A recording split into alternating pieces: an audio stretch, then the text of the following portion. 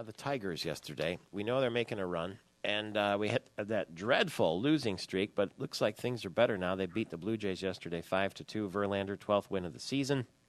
And so everything's coming up roses again. Rich Kincaide from the Detroit Sports Broadcasters, who covers the Tigers and the Red Wings and sports in general, is on the other end of our line. Can we breathe a little bit easier now?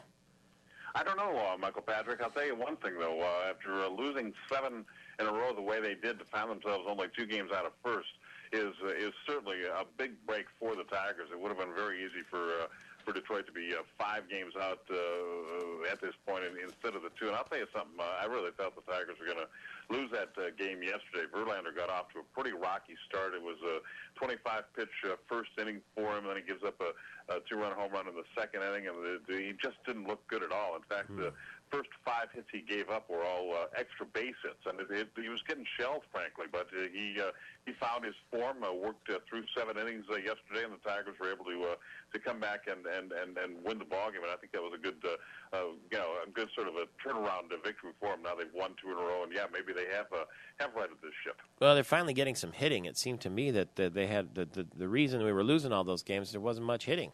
Well, there's no question about that. In fact, during the 7-game losing streak, their team batting average was .213, and their batting average with the runners in scoring position was .196. And of course, you're not gonna win when you get hitting like that. And now, it turns out, I think somewhat inadvertently, I've got a little feud going with Jimmy Devellano, the Red Wings president. What happened?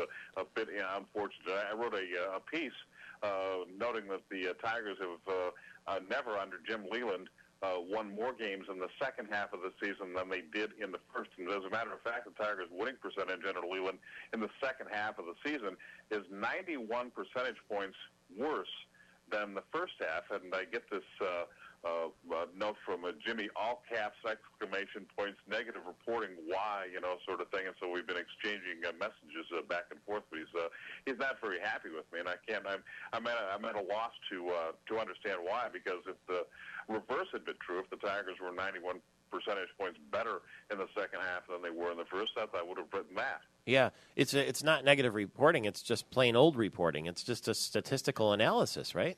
Exactly. The numbers are what the numbers are. I was a little bit surprised, when I went back and looked at everything to find out that the difference was as marked as it was. But you go back, you look at it at 2006 when they made it to the World Series. That team was 76-36 in early August, and then played something like 300 ball the rest of the way. And as a matter of fact, lost the division title on the last day of the season and wound up being the wild card entry.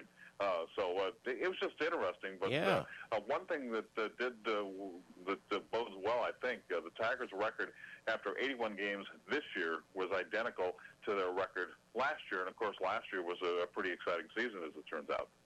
I'll tell you what, when I go to the racetrack and I look at I'm picking some horses to bet, I never bet the ones that can't close. Do you know what I mean? I always look to see if that's a closer. Yeah, absolutely. And it's you can point to a lot of things, a lot of factors for this. A couple of years ago when the Tigers were off to had the best record in baseball in late July, and then Kenny Rogers, their best pitcher, got injured. That sort of thing. They have had injuries in the second half, which especially in the pitching staff, which has cost them. But you as the same token, you got to wonder, boy, this team has not historically shown a great finishing kick. But we'll hold our breath then. Maybe Jimmy D will be happy to know that Darian Hatcher is going into the Hockey Hall of Fame. That'll cheer him up a little bit. Rich, thanks for your time this morning. We'll talk to you soon. It's Michael Patrick Shields.